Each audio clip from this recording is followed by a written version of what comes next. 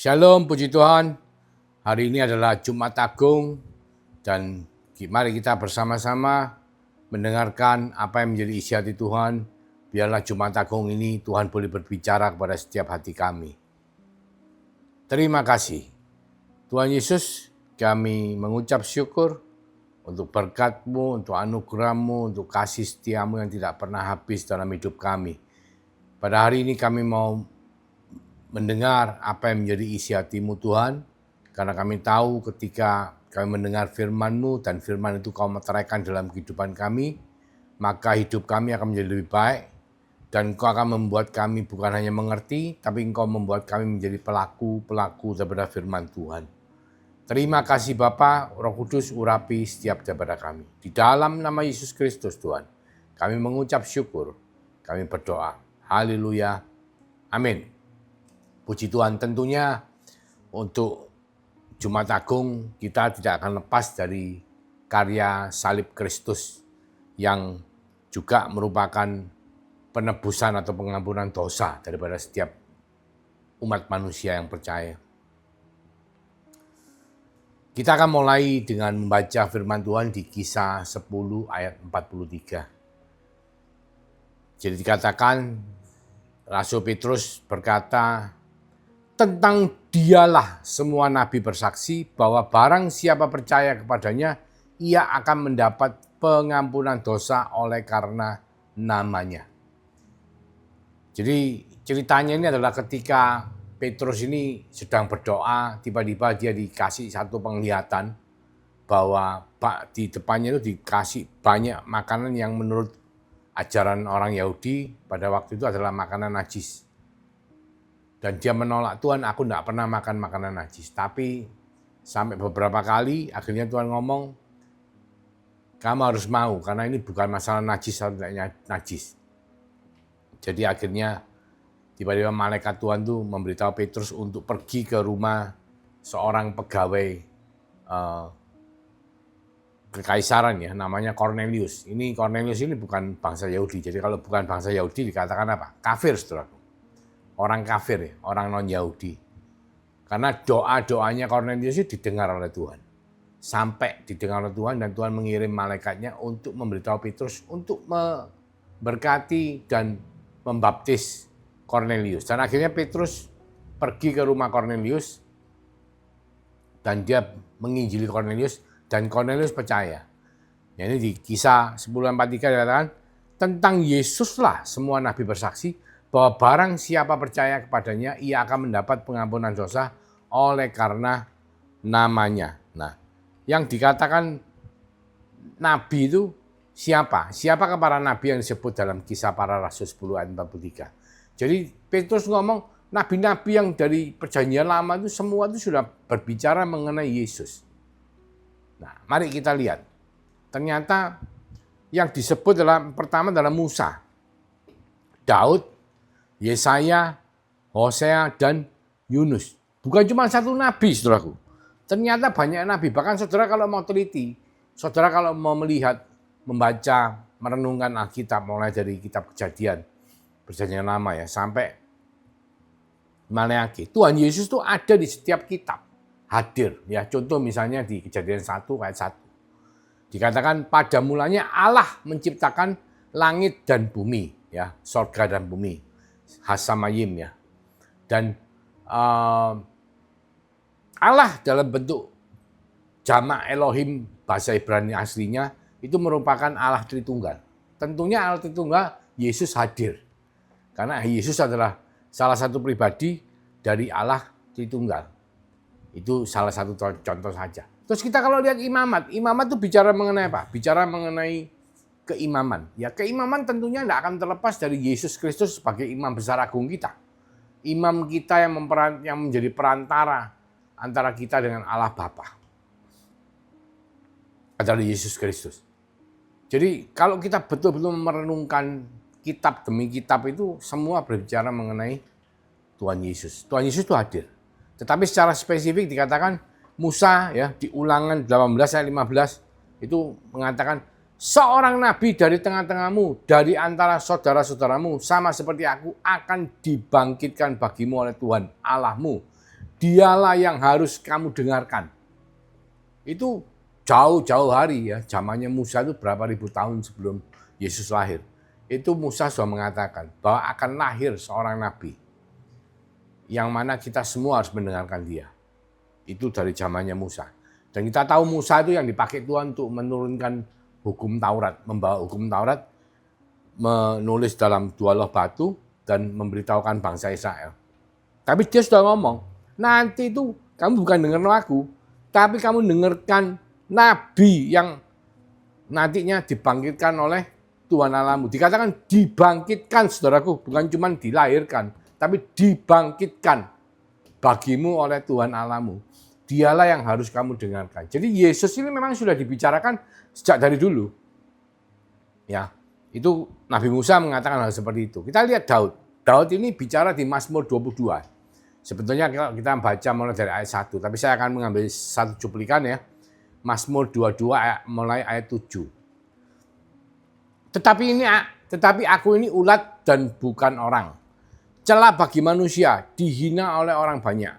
Semua yang melihat aku mengolok-olok aku. Mereka mencibirkan bibirnya, menggelengkan kepalanya. Ia menyerah kepada Tuhan. Biarlah dia yang meluputkannya, biarlah dia yang melepaskannya. Bukankah dia berkenan kepadanya?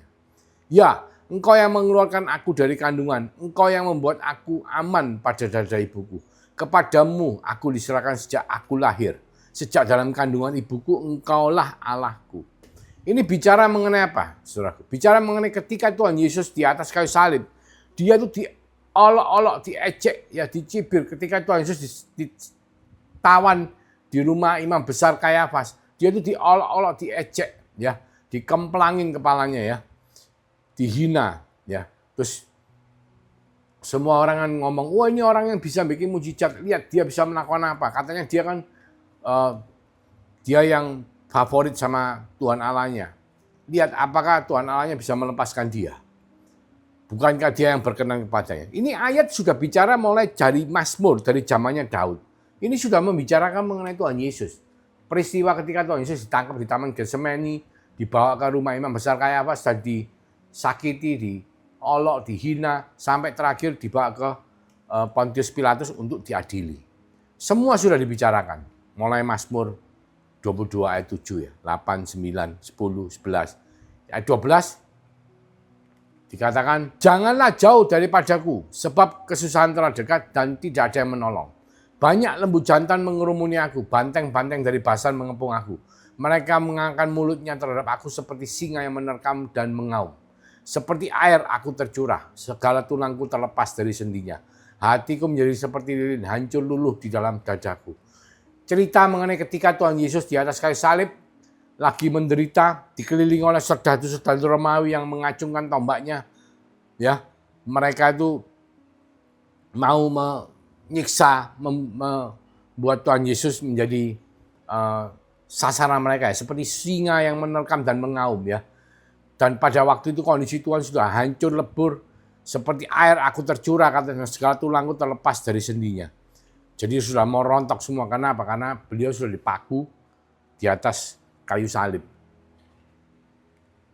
Ayat 16. Kekuatanku kering seperti beling, lidahku melekat pada langit-langit mulutku. Ya, Tuhan Yesus sangat kehausan, bahkan dia sampai minta minum air dan diberikan cuka, ya, cuka vinegar wine supaya menghilangkan rasa kesakitan.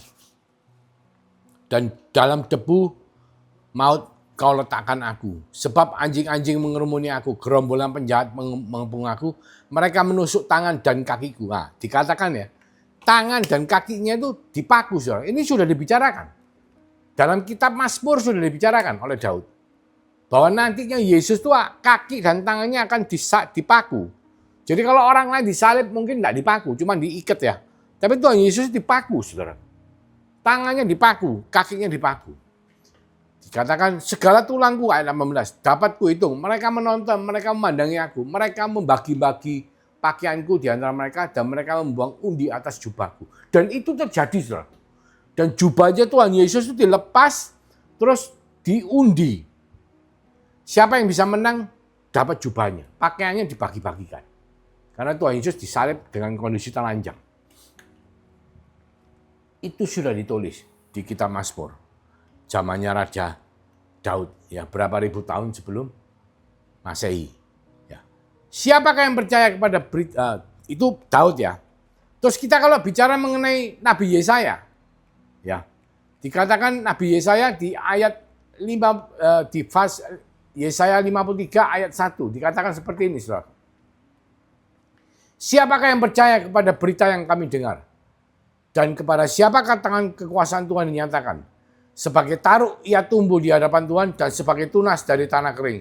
Ia tidak tampan dan semaraknya pun tidak ada sehingga kita memandang dia dan rupa pun tidak sehingga kita menginginkannya.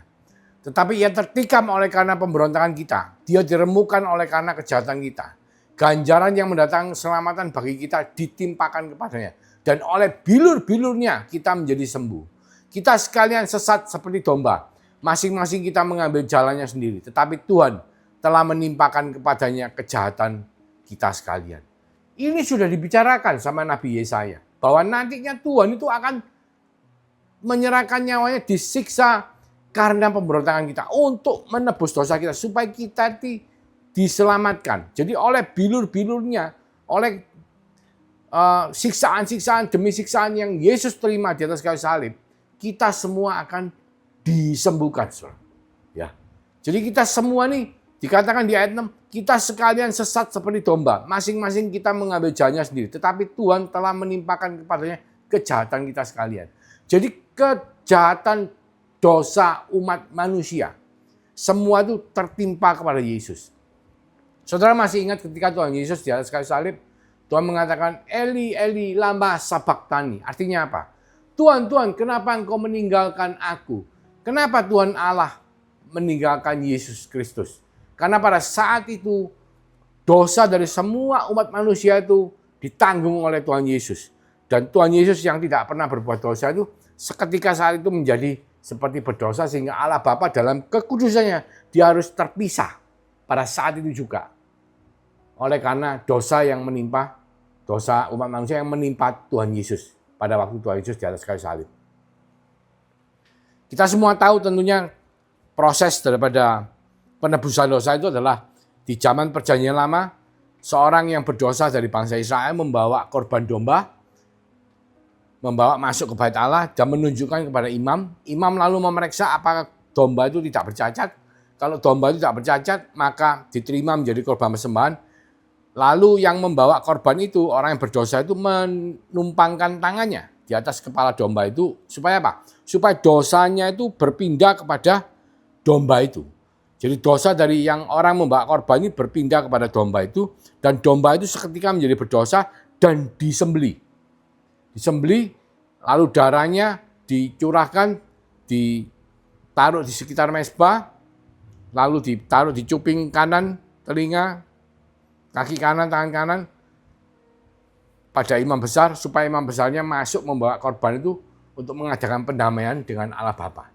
Darahnya disabutkan di atas tutup tabut pendamaian, di atas tabut perjanjian, supaya dosanya diampuni. Nah, Yesus dikatakan telah menerima kejahatan kita, ya, diremukkan karena kejahatan kita. Jadi dosa kita semua itu diterima. Dia sebagai anak domba Allah yang tidak berdosa menjadi berdosa karena menanggung dosa dari seluruh umat manusia pada waktu Yesus di atas kayu salib. Dan oleh karena itu kita semua boleh beroleh pendamaian kepada Allah Bapa dan kita diselamatkan. Ya, itu yang terjadi. Dan itu sudah dibicarakan sama Nabi Yesaya. Di dalam kitab Yesaya, pasal 53, mulai ayat 1 sampai 6, 7, bahkan 7 ya, 7, 8. Ya, dikatakan dia dianiaya, tetapi dia membiarkan diri ditindas dan tidak membuka mulutnya seperti anak domba yang dibawa ke pembantaian. Seperti induk domba yang keluh di depan orang-orang yang menggunting bulunya, dia tidak membuka mulutnya. Sesudah penahanan dan penghukuman ia terambil dan tentang nasibnya siapakah yang memikirkannya? Sungguh, ia terputus dari negeri orang-orang hidup dan karena pemberontakan umatku ia kena tulah. Jadi saudara tahu bahwa orang yang matinya disalib itulah orang yang terkutuk. Orang yang terkutuk adalah orang yang kena tulah. Dan tulah itu bukan tulah karena dia yang berdosa, enggak. Karena kita semua yang berdosa. Dan dosa ini dia tanggung. Kutukan itu dia tanggung semuanya. Jadi karya salib Kristus itu menanggung semua kutukan dari umat manusia. Menanggung sengat maut yang seharusnya umat manusia itu terima karena jatuh ke dalam dosa. Ayat 9. Orang menempatkan kuburnya di atas, di antara orang-orang fasik. Ya. Jadi, dan dalam hatinya pun dia ada di antara penjahat-penjahat. Ya. Kita semua tahu bahwa Yesus disalib dan menyerahkan nyawa di atas kayu salib itu di antara dua penjahat, saudaraku. Sekalipun ia tidak berbuat kekerasan dan tipu tidak ada dalam mulutnya. Padahal kita semua tahu bahwa Yesus tidak berbuat dosa dan dia tidak bersalah. Ya, ayat 10. Tetapi Tuhan berkehendak meremukkan dia dengan kesakitan. Apabila ia menyerahkan dirinya sebagai korban penebus salah, dia akan melihat keturunannya. Umurnya akan lanjut dan kehendak Tuhan akan terlaksana olehnya. Ya, kita semua tahu bahwa ketika Tuhan Yesus di Taman Getsemani, dia ngomong, kalau boleh cawan ini berlalu daripadaku, tetapi kehendak-Mu lah yang terjadi. Jadi Tuhan menyerah, mau, ya Tuhan. Supaya apa? Supaya keturunan Yesus, karena dia adalah yang sulung, dan kita adalah yang bungsu, semua akan mendapatkan keselamatan. Amin. Karena pengorbanan Yesus di atas kayu salib, karena karya salibnya begitu luar biasa. Ia yang tidak berdosa menanggung semua dosa dari umat manusia. Ia yang tidak bersalah menanggung kutukan, menanggung siksaan demi siksaan. Dan oleh karena bilur-bilurnya, saudara dan saya mengalami kesembuhan secara jasmani, secara spiritual, secara rohani. Dia telah memindahkan kita dari kerajaan maut ke dalam kerajaannya yang terang. Ketika kita beriman kepada Yesus. Dan itu adalah karena karya salib Kristus. Di Yesaya 53 ayat 11 dikatakan, sesudah kesusahan jiwanya ia akan melihat terang dan menjadi puas. Dan hambaku itu sebagai orang yang benar akan membenarkan banyak orang oleh hikmatnya. Dan kejahatan mereka ia pikul. Sebab itu aku akan membagikan kepadanya orang-orang besar sebagai rampasan. Dan dia akan memperoleh orang-orang kuat sebagai jarahan. Yaitu sebagai ganti karena ia telah menyerahkan nyawanya ke dalam maut. Dan karena ia terhitung di antara pemberontak-pemberontak. Sekalipun ia menanggung dosa banyak orang dan berdoa untuk pemberontak-pemberontak. Jadi meskipun Tuhan itu mau mati menanggung dosanya umat manusia. Tapi dia tetap di atas salib mengatakan, ya Tuhan ampuni mereka karena mereka tidak tahu apa yang mereka berbuat. Bahkan dikatakan Tuhan berdoa syafaat untuk setiap daripada kita.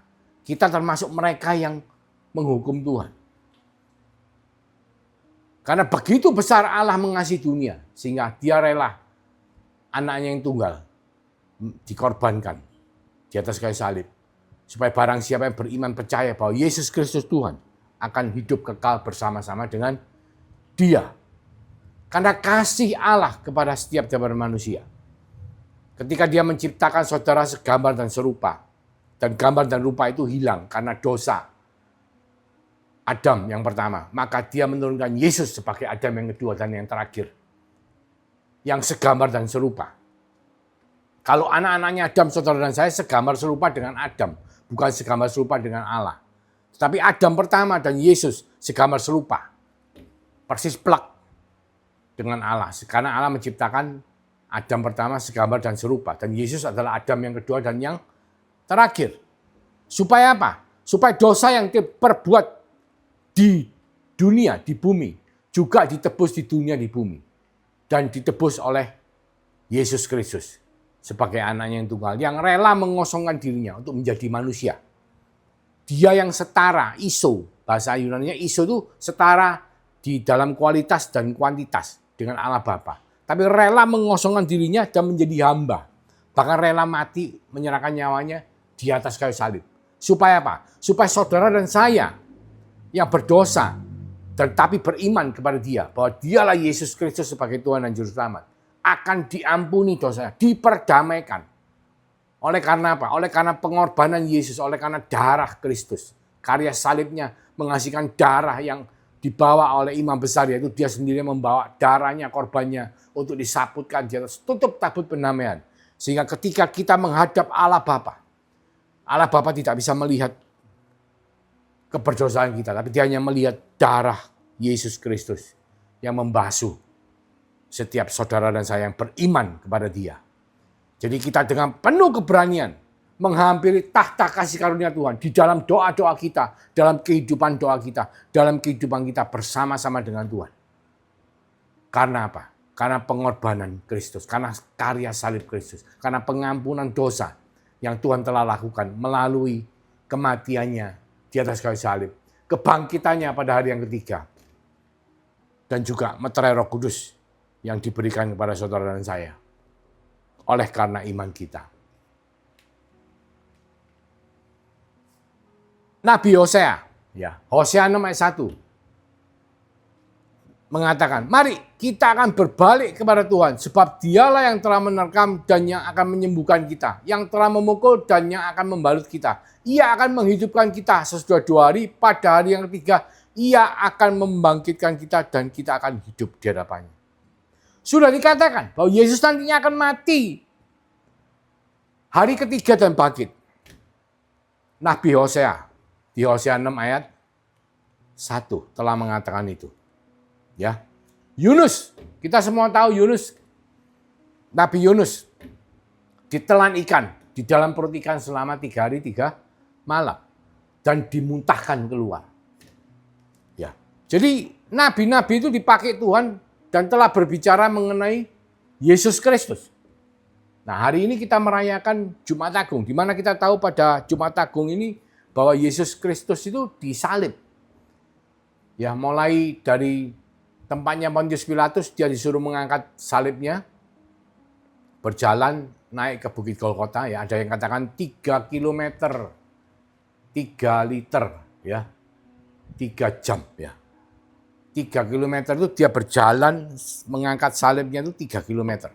Dari rumahnya, dari tempatnya Pontius Pilatus sampai naik ke Bukit Golgota, 3 liter. Dia kehilangan darahnya itu sebanyak 3 liter. Karena manusia kurang lebih 5 liter lebih. Ya.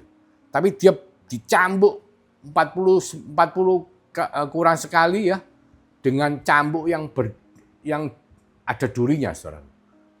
Ya, sehingga gegernya ini, punggungnya ini hancur dan bleeding dan tidak dikasih obat. Berdarah terus sampai akhirnya disalib di atas kayu salib selama 3 jam. Ada kegelapan ya, sampai akhirnya dia menyerahkan nyawanya di atas kayu salib. Dan dia dibawa turun, dipastikan ya, ditusuk dulu. Dari bawah ke atas masuk ke paru-parunya, keluarlah air dan darah ya, di mana dikatakan bahwa dia telah mati dan dibawa malam dikuburkan di dalam kuburnya. Hari yang ketiga, pagi-pagi sekali setelah hari Sabat, murid-murid datang membawa, mau nyekar ya, ngasih bunga, kuburnya sudah terbuka, saudara. Dan dia telah bangkit. Dan kebangkitannya ini, kematiannya, waktunya, harinya, kebangkitannya, semua ini telah dicatat di Alkitab, dan bahkan bukan cuma satu nabi yang berbicarakan. Banyak sekali nabi yang sudah berbicara. Bahkan Yesus sendiri pada waktu mengajar, dia sudah mengatakan bahwa anak manusia akan disiksa, mati, dan bangkit pada hari yang ketiga. Bahkan secara gambaran dia mengatakan bahwa dia bisa menghancurkan bait Allah dan membangunnya dalam waktu 3 hari. Karena apa? Karya salib itu membuat akhirnya saudara dan saya yang beriman kepada Yesus Kristus sebagai Tuhan dan Juru Selamat, kita semua menjadi bait Allah. Karena apa? Kita memperoleh materai Roh Kudus, dan Roh Kudus berdiam di dalam diri setiap daripada orang yang beriman kepada Yesus Kristus sebagai Tuhan dan Juru Selamat. Jadi dia membangun bait Allah. Ketika dia bangkit dan dia berhak untuk memberikan materai kepada setiap daripada orang percaya, membuat saudara dan saya, orang-orang percaya, sebagai orang yang beriman dan sebagai bait Allah, rumah Allah, tempat roh Allah bertempat tinggal. Dan itulah karya salib dan pengampunan dosa yang Tuhan telah lakukan pada Jumat Agung sekitar 2000 tahun yang lalu. Mari kita renungkan kehidupan kita dengan iman yang Tuhan berikan kepada saudara dan saya melalui karya salib, melalui pengampunan dosa, maka kita semua memperoleh kasih karunia dan anugerah Tuhan untuk menjalani kehidupan. Sudahkah kita menjalani kehidupan seperti yang Tuhan mau? Selamat Hari Jumat Agung. Tuhan Yesus memberkati. Mari kita berdoa. Terima kasih Tuhan untuk berkat-Mu pada hari ini, mengingatkan setiap daripada kita betapa pentingnya Jumat Agung yang kita rayakan pada hari ini, yang merupakan karya salib Kristus, yang oleh karena itu kita semua beroleh pengampunan dosa. Tanpa anugerah-Mu Tuhan, tanpa perbuatan-Mu di atas kayu salib, kita semua tidak akan bisa terselamatkan, karena tidak ada satupun dari kita yang tidak berdosa, dan upah dosa adalah maut, dan tidak ada satupun dari kita yang bisa menyelamatkan diri kita sendiri.